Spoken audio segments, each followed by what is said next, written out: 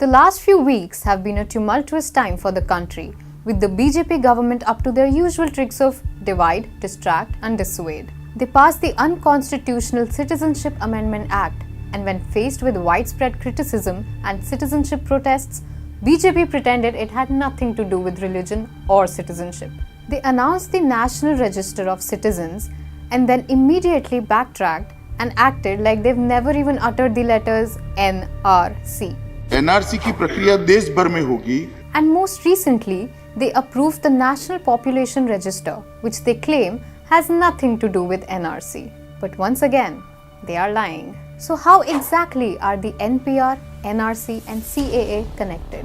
It all started with the Atal Bihari Vajpayee government in 2003, when the parliament voted in favor of amending the Citizenship Act of 1955. They added a clause that stated the central government may compulsorily register every citizen of India and issue a national identity card, and that the central government may maintain a national register of Indian citizens and for that purpose establish a national registration authority. Once this clause was added, it gave the government of the time the opportunity to begin the process of identifying citizens. Fortunately, they were voted out of the power in 2004, and the new UPA government stopped this NRC and instead focused on the National Population Register. So, what is the NPR? The NPR is essentially a count and registration of the number of people living in a particular area. It is specifically a count of the usual residents, that is, as defined by the United Nations, anyone who is living in a place for the last 6 months or plans to live there for the next 6 months. This person does not need to be a citizen. For the UPA, NPR was a means for the better targeting and implementation of government schemes. How is the current NPR different? The key difference between the UPA and NDA's NPR is the questions that are being asked. 3 new details have been added to the BJP's NPR form. NPR aims at taking account of usual residents in a particular area.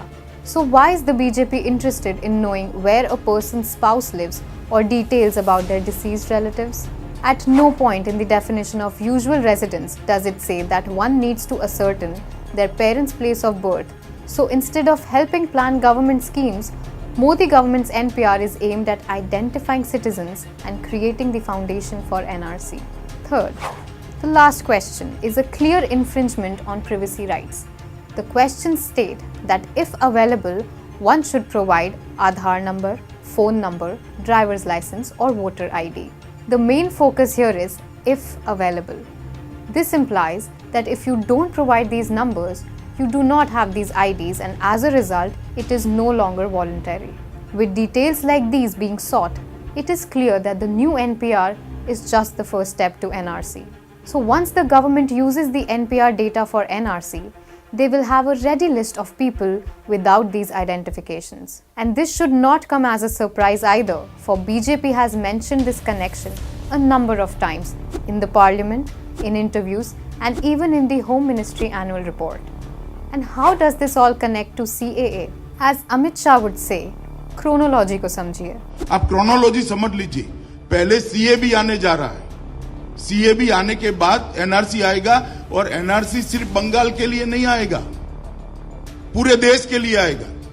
CAA allows the government to hand out citizenship on the basis of religion, which stands in direct contradiction to the Indian Constitution. Then comes NPR, which helps the government gather data, including ID papers, about all the residents of India. And then finally, it's the NRC, which uses NPR data to make a final list of Indian citizens and filter out certain groups, which are then sent to detention camps, which the BJP claims do not exist. But just like the other statements, this too is a lie. India's first detention center, which will house lakhs of people who will be declared stateless after various appeals.